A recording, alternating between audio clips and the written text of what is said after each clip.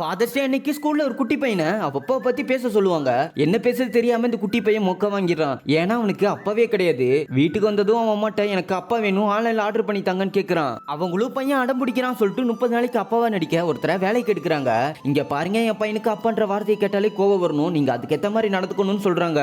அவர்கிட்ட போயிட்டு இந்த பையன் பொம்மை படத்தை பத்தி பேசிட்டு இருக்கான். இவரும் அதெல்லாம் எனக்கு தெரியாது போடான்னு சொல்லிட்டு திட்டி விட்டுறாரு. அடுத்த நாள் ஸ்கூல்ல ஒரு பையன் போட்டு இவனை செம்மையா அடிச்சிடறான். இந்த விஷயத்தை அவர்கிட்ட சொல்லி அழுவான். நல்ல பசங்க சண்டை போட மாட்டாங்கன்னு அம்மா சொல்லி கொடுத்தாங்கன்னு சொல்றான். இவரும் உன் மேல தப்பு இல்லைன்னா அடிக்கிறதுல தப்பு இல்லைன்னு சொல்லி மோட்டிவேட் பண்ணி அமுச்சு விடுறாரு. இவ அடுத்த நாளே ஸ்கூலுக்கு போயிட்டு அந்த பையனை திருப்பி அடிக்க இந்த மேட்டர் பிரின்சிபாலுக்கு தெரிஞ்சு முளைச்சு 3 இலை விடல. இந்த வயசுல இப்படி சண்டை போடுறான் உங்க பையன் சொல்லிட்டு ஹீரோயினை திட்டி விட்டுறாங்க. ஹீரோயினும் ஹீரோ கிட்ட வந்து எதுக்காக பையனுக்கு சண்டை போட சொல்லி கொடுத்தீங்கன்னு கேப்பா. ஃபர்ஸ்ட் உங்க பையன் உடம்ப போய் பாருங்கன்னு சொல்ல இவங்க போய் பார்த்தா அந்த பையன் உடம்பு ஃபுல்லா ஏகப்பட்ட காயமா இருக்கு. ஹீரோக்கு போக போக இந்த ஃபேமிலி ரொம்பவே பிடிச்சு போயிடுது. ஹீரோயின்ட்ட அவரோட காதுல சொல்றாரு. ஆனா ஹீரோயின் அவரை அவாய்ட் பண்ணிடுறாங்க. 30 நாள் அக்ரிமெண்ட் முடிஞ்சது. ஹீரோவும் சொல்லாம கொள்ளாம அங்க இருந்து போயிடுறாரு. இதுக்கப்புறம் அப்பா வரமாட்டாரான்னு கேட்டு குட்டி பையன் ஃபீல் பண்ணுவான். ஹீரோயினுமே அவரை ரொம்பவே மிஸ் பண்ணுவாங்க.